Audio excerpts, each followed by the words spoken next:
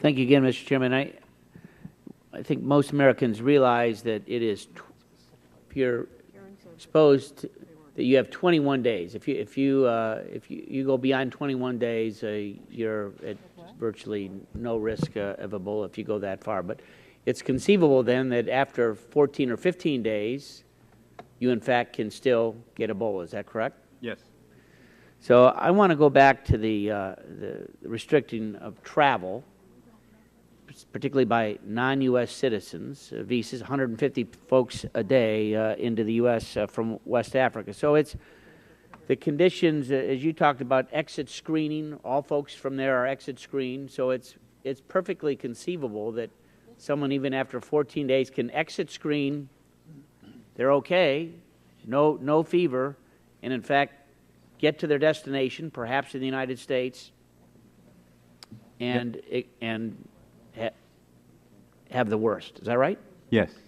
So if our fundamental job is to protect the American public, the administration, as I understand it, as I've looked at the legal language, the President does have the legal authority to impose a travel ban because of health reasons, including Ebola. Is that not correct? I don't have the legal expertise to answer that question. I saw language earlier today. We can share that with you. But he does, from what we understand, not only an executive order that former President Bush issued when he was president, but also legal standing as well. So if you have the authority, and it's my understanding again, that a number of African countries around West Africa, around particularly these three nations, in fact have imposed a travel ban from those three countries into their country. Is that not true? I don't know the details of the restrictions. There are some restrictions. It's my understanding that they've said no, and including even Jamaica, as I read in the press earlier this week, has issued a travel ban from folks coming from West Africa. You aware of that? I don't know the details of what other countries have done. I know some of the details, and some of them have been in flux. Well, I guess the question that I have is, if other countries are doing the same, and as you said, the fundamental job of the U.S. now is to protect American citizens, why cannot we move to a similar ban for folks who may or may not have a fever, knowing in fact that the exposure rate 14 days or 15 days is well within the 21 days, and in fact, knowing 150 folks coming a day, not 100%, it's 94% in terms of screening from U.S. airports, it seems to me that this is not a fail-safe system that's been put into place at this point. Mr. Chairman, may I give a full answer? I look forward to it. Right now, we know who's coming in. If we try to eliminate travel, the possibility that some will travel overland, will come from other places, and we don't know that they're coming in, will mean that we won't be able to do multiple things. We won't be able to check them for fever when they leave.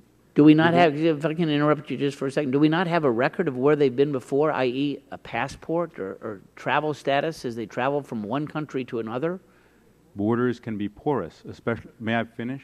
Go ahead. Especially in this part of the world. We won't be able to check them for fever when they leave. We won't be able to check them for fever when they arrive. We won't be able, as we do currently, to take a detailed history to see if they were exposed when they arrive. When they arrive, we wouldn't be able to impose quarantine as we now can if they have high-risk contact.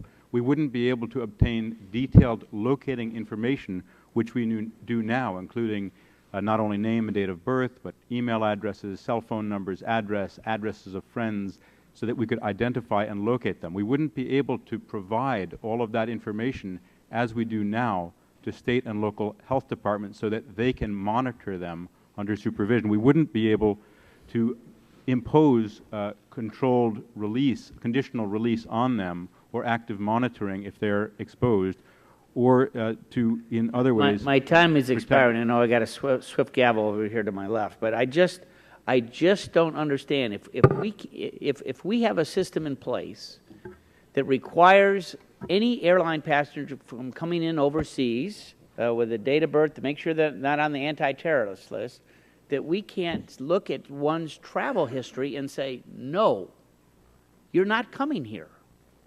Not until this situation, you're right, it needs to be solved in Africa, but until it is, we should not be allowing these folks in, period. Gentleman's time's expired.